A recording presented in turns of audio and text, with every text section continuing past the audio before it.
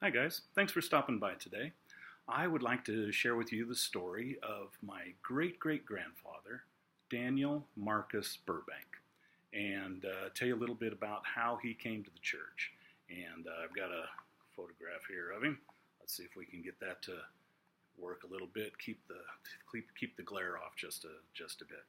Now, Daniel Marcus Burbank was born in Western New York, the state of New York, in December of 1814. And if you remember a couple weeks ago, I told you the story of the poisoned coffee.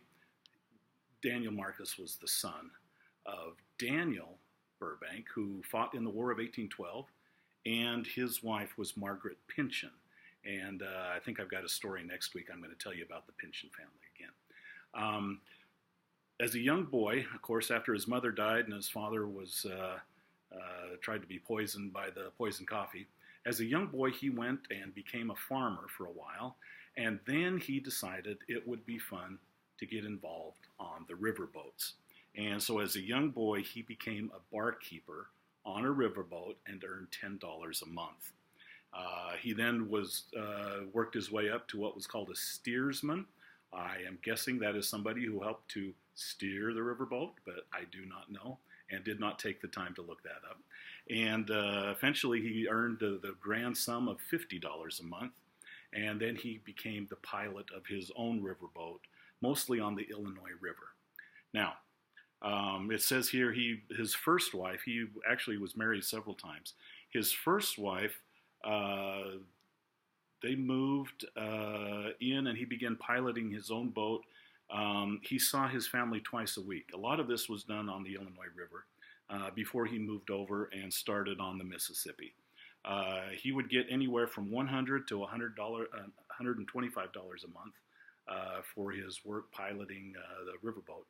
And he said that at certain times he could earn as much as $100 a week as a riverboat pilot. Now, this is where the story starts to get interesting. In 1841, Grandpa Burbank was captain of a riverboat who was on the Mississippi River. They had gone past Nauvoo, Illinois, and he was informed that the brick lining on the furnace of this riverboat had started to deteriorate to the point where they had to put out the fire. So I'm guessing this was probably a steamboat that they were on. Grandpa Burbank decided it would be best to drift back down the Mississippi, and put in at Nauvoo, where there was a wharf there that they could make the repairs. Okay. After he gave instructions for the repair, he asked a man who was standing on the wharf if he knew Joseph Smith. And the man replied that he did, and that he was going in that direction, and if he liked, he would escort Daniel Burbank to the home of Joseph Smith. And when they arrived, the escort knocked on the door, and Emma Smith answered. She asked what they wanted, and Grandpa Burbank said that he wanted to see Brother Smith.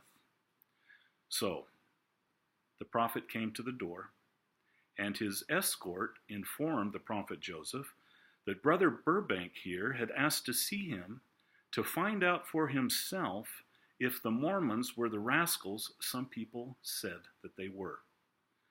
My father said that the prophet looked him in the eye, and that they pierced him to his very soul. He slowly looked down to his feet, and Grandpa Burbank said it seemed that every fluid of his body seemed to flow out of him. Brother Joseph slowly raised his eyes, and looking at Grandpa Burbank, made the following statement, quote, "Brother Burbank, I can see that you are thirsty for the want of water.